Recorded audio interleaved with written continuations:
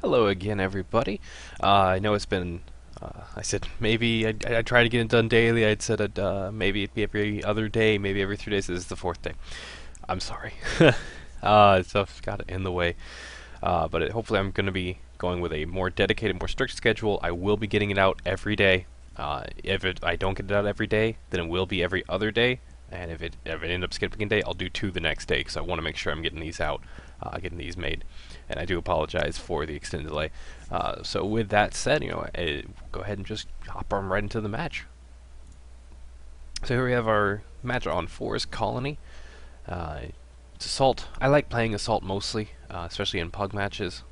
Mostly because Assault, Conquest is a really fun game mode, but it requires a certain level of communication with your team that typical Pug matches you just can't do. I don't feel comfortable doing a Conquest match and knowing, hey, I'm going to play this, I'm going to be trying to play it to win.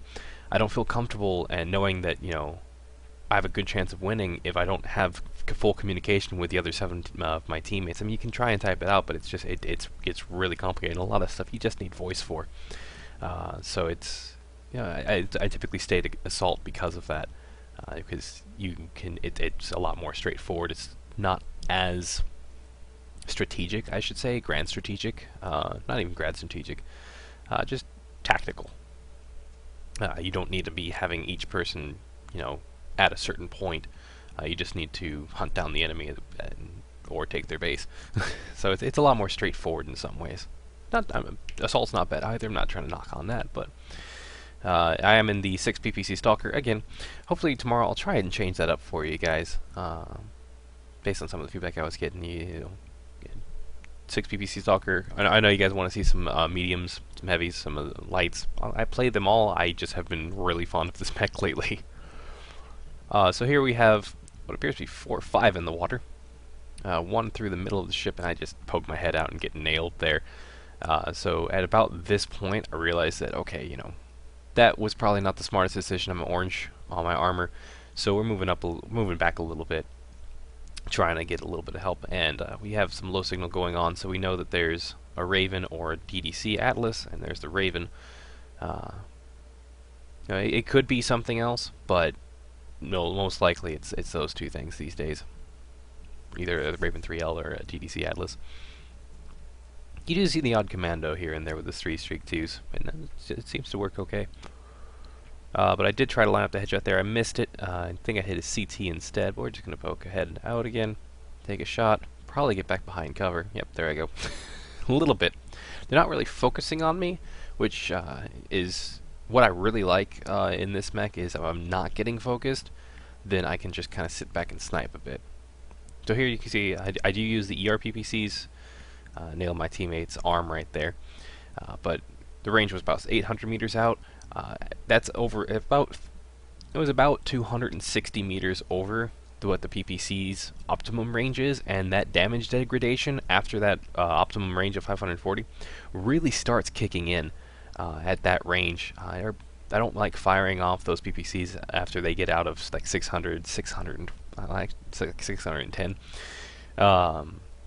Because that degradation really starts kicking in. You just don't do any damage by that point, because it does 10 damage, but by that point it feels like it's not doing. It maybe does half. it really starts kicking in. It's not that great.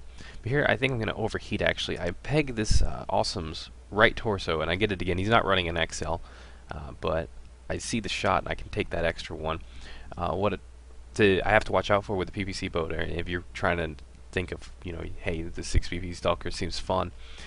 It is fun, but you gotta watch your heat. As you can see, I can fire off 2 alphas typically without overheating, but as soon as I fire off that third one, it's a guaranteed overheat. There I got lucky because, as I said, it was just the one mech. I had the shot, managed to pick him off, and his only support in this region right here in G5 was this Raven that's actually about to go down too, I believe.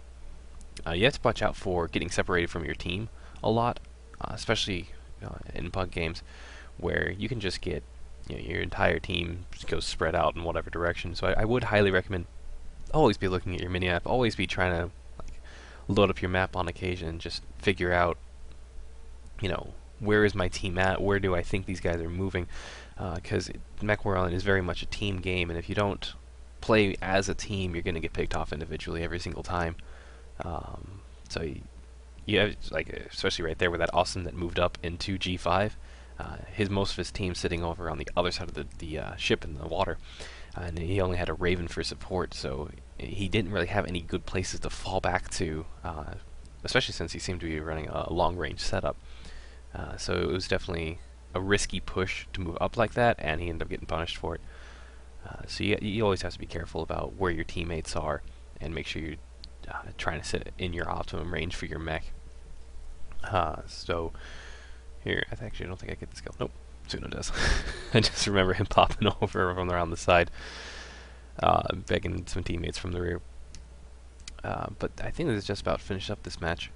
So I mean, the main takeaways from this match is to make sure you're sticking together as a team. I'm not sure, I didn't mention at the beginning of the match, but we were very, very balled up. Actually, for this match, we were a little bit too close. You saw the Atlas moving up in front of me. Yeah, I don't know. I still don't know if that was a cockpit or a CT kill, because he was red CT, and that would have probably been enough to take him over. I'm gonna say cockpit and make myself feel better. But as I said, the main takeaways from that one is make sure you're staying together as a team, even if it means being that close together. I mean, you really shouldn't be within 20, 30 meters of your teammates, but if you are, at least you know you're moving as a group, you're going as a group. It's a lot safer of a strategy than trying to spread out every which way. I know, I understand in pug games it doesn't always work out that way, and people want to do their own thing sometimes, but you can try and stick with the majority of the people, and you typically will stand a much better chance of winning. Especially with pug games, it makes it so much more sense than trying to run off and do your own thing.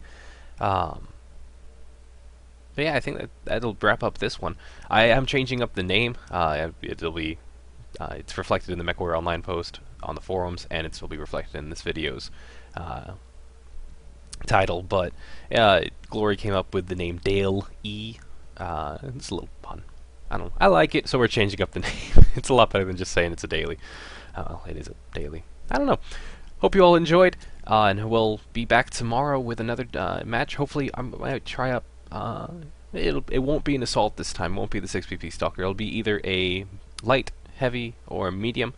And we'll find out tomorrow. Hope you all enjoyed, and see you again. If you haven't checked out the live stream, it is over at twitch.tv/DaleMartel, so you can watch my matches happen live. I love chatting with you guys, and it's a lot of fun. Hopefully you all enjoy it, and as much as, well, you probably found out about the video from that, but if you didn't, check out the live stream. My goodbye always seem to ramble on. See you tomorrow.